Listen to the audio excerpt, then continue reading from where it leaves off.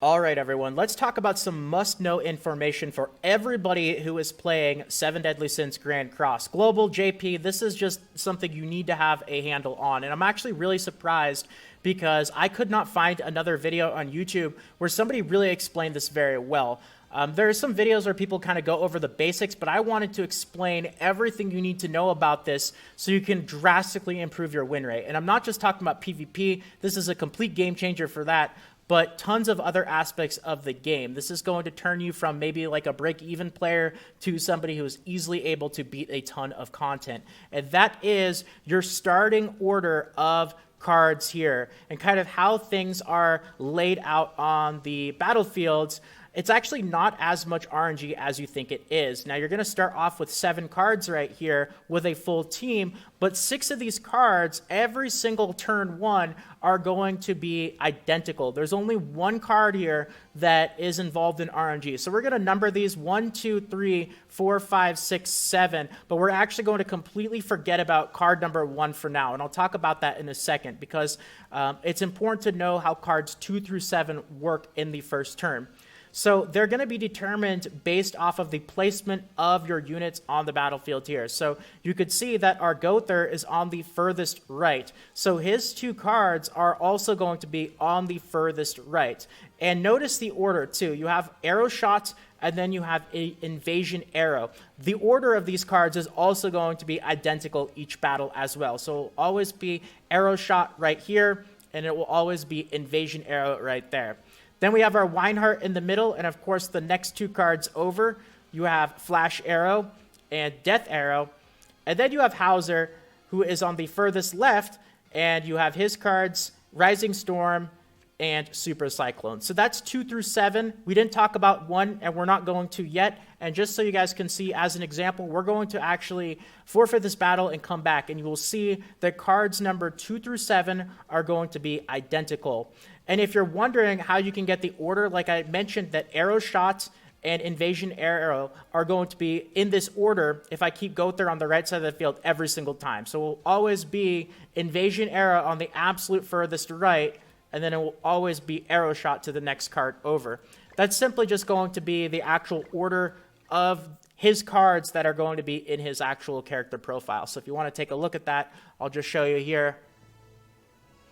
If we go to Gowther and we go to his actual character info, you'll see that you've got Invasion Arrow as the, or sorry, Arrow Shot as the first card, and then Invasion Arrow as the second. They both have arrow in their names, so sorry I got that mixed up. But that's going to be the order that they show up on turn 1 for all heroes. So if we go to Weinhardt here, you'll see his very first card is Flash Arrow. And then you have Death Arrow, and that's the same order that they are laid out on. So to the right will always be Death Arrow, and then to the left of that will be Flash Arrow.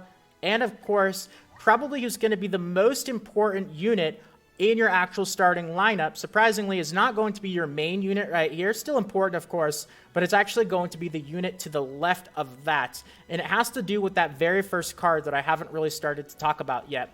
We got our Hauser, and same thing. You've got his Rising Storm, and then Super Cyclone, and of course, same order from left to right. So if we go back in the actual encounter here, you guys will see that cards 2 through 7 are going to be identical, exactly the same as that last encounter. The only thing that has the potential to be different is going to be that first card, and that is what I want to talk about now, because this is going to be where you really want to use strategy to kind of shape how your turn 1 is going to go. Okay, so that is a reason why it's very important to actually know what units you're going to be using on the farthest left side and why that unit is going to be the most important one. Now, what just happened right there actually only has a 1 in 6 chance of happening. And now I'm going to kind of explain the math and kind of how the units and the order that you have them in is going to shape how you're going to be able to start off your turn 1 to really get yourself a massive advantage. So we're actually going to start over here because I want to explain what just happened right there. Okay, so let's head back in, and of course there is a 1 in 6 chance that it happens again, but that's pretty unlikely, so I'll go ahead and take my odds here. And you'll see that cards 2 through 7 are going to be identical in that same order all 3 times that we've been in here. They're always going to be the same. Okay, so now let's talk about card number 1, because this is the only card that is not going to be predetermined on your first turn. All the other cards are, and this one is completely random. It could be any of the other 6 cards that are out there. And it's important the position of card 1 relative to where the other cards are kind of lined out, because there is a 1 in 6 chance that if card number 1 actually ends up being Rising Storm, then what happens, of course, is they are going to merge on your very first turn, and you're going to get an additional card. Now, that's not going to happen very often, but you also end up in a situation like we have right here, where you only have a 1 in 6 chance of actually getting that automatic merge right as you start off that encounter, but then there's another 1 in 6 chance that it's Hauser's other card, right? So his other card is Super Cyclone, and that is the situation that we have ourselves in right here. So now you can see that we still have a pretty good turn 1 actually set up, because we can end up using, say this ability right here, and then having that automatically merge. Now, this is why the unit on your left is the most important, is because it's going to be the easiest in order to get that merge on your very first turn. Now, the next unit, the one in your middle, you can still find yourself in a position where you're going to be able to get one of his abilities merged on your very first turn without having to manually move it, but it's going to be a bit more difficult because this very first card is random.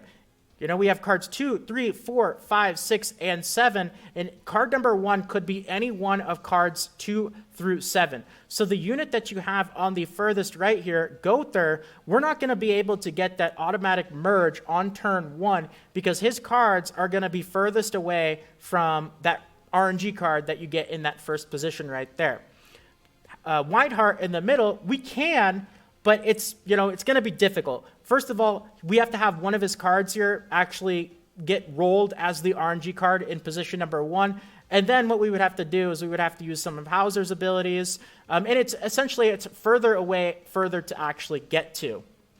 And then Gowther, of course, there's no possibility without actually having to move his cards.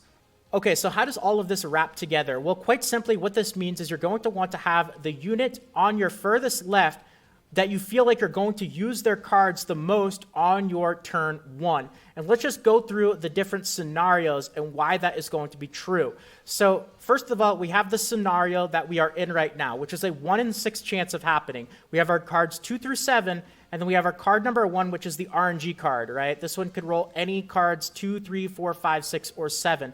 And in this encounter, it rolled the second card right here. So this is going to happen 1/6 of the time. And you can see that we have a pretty reasonable turn 1 for Hauser, where we don't have a natural merge, but we can easily make a merged card without really having to move cards, right? So all we have to do is this, that, and then we have one more free option as well. Now, there's a 1 in 6 chance, though, where it's actually going to get a natural merge, just like what happened last time, where I came into the encounter, and right off the bat, without doing anything, this very first card rolled Rising Storm, and then, of course, they merged to a 2-star, and we got a replacement card to take its place. That's probably the absolute best-case scenario, and that can only actually happen with the first ability of any character in the game. Very important. So I can only ever get that natural merge with Rising Storm for Hauser. I can never get a natural merge turn 1 with Super Cyclone, because no matter where I actually have Hauser set up on the battlefield, even if I had him in Gowther's position, right? So let's just switch out Gowther and Hauser here. Then his first card, Rising Storm, is going to be in the same position where Gowther's Arrow Shot is. And then his second card, Super Cyclone, is going to be in the same position as Invasion Arrow, right? Because they're always going to be in that position, you can only ever get that natural merge for Rising Storm, because this is going to be the card that is closest to that pure RNG spot right there. So that's what happened last time, but we still have a good setup right here. Now, that's going to happen about a third of the time, right? A third of the time, you're going to have a pretty darn good turn set up for your left unit, which is Hauser in this case. But now your middle unit here, it's important to note that if we ended up getting one of his cards as the RNG card in spot number 1 here, where Super Cyclone is, we could still actually find a way to get one of his cards to merge without actually having to, move it around or do anything like that, right? So if, for example, let's just say that the Super Cyclone is actually now a Death Arrow, right? So in that case, what we could do is we could play Hauser's first card, Rising Storm, Hauser's second card, Super Cyclone, and then Weinhardt's first card, Flash Arrow. And in that situation, we could actually set up a way to merge the Death Arrow with the RNG Death Arrow that we have right there. And it's even easier to do with his first ability right here, Flash Arrow. So if Super Cyclone is Flash Arrow, then we can play Hauser's first ability right there, Hauser's second ability right there, and then the Flash Arrow is going to merge, and we could play that, or we could play another card. So the middle unit is going to be second most important.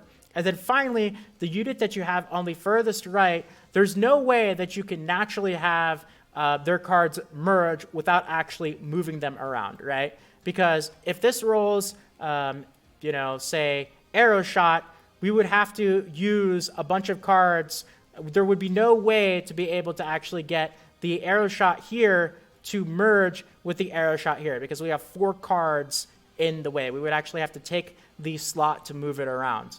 So the character or the unit that you have on the right is probably going to be the unit where you feel like you're going to use the least of their cards on your turn 1. So very, very important information. And this is really just turn 1. Turn 1 is the least RNG. And then kind of as you have cards take up those slots that you've already used, then you have more RNG involved. And in that case, things get a little bit too complicated to really explain in a video. But I'm going to leave it here because I threw an insane amount of info, and hopefully kind of after understanding the system a little bit better, you guys can use this to really get a hold of certain areas of the game a lot easier than you're able to, especially PvP. This is a game changer for PvP. The difference between, having a specific unit in the furthest left slot versus having them in the middle and, doing the little switcheroo, that could be the difference between having a team that wins most of the time and now all of a sudden having a team that is really struggling a lot. That card placement on your turn 1 is huge for so many areas of the game. So this is definitely a must know. I hope that I explained this as best as I could. I know it was still probably a bit confusing, and this was, again, just turn 1. But thank you guys for watching. If you enjoyed this video and you want more videos like this in the future, consider subscribing to the channel. Feel free to leave a quick like as well if you enjoyed. And more 7 Deadly Sins Grand Cross Global videos should be popping up on the screen. Feel free to check them out. But if not, until next time, take care, everyone. And this is Salt of the Salty Guild, signing out.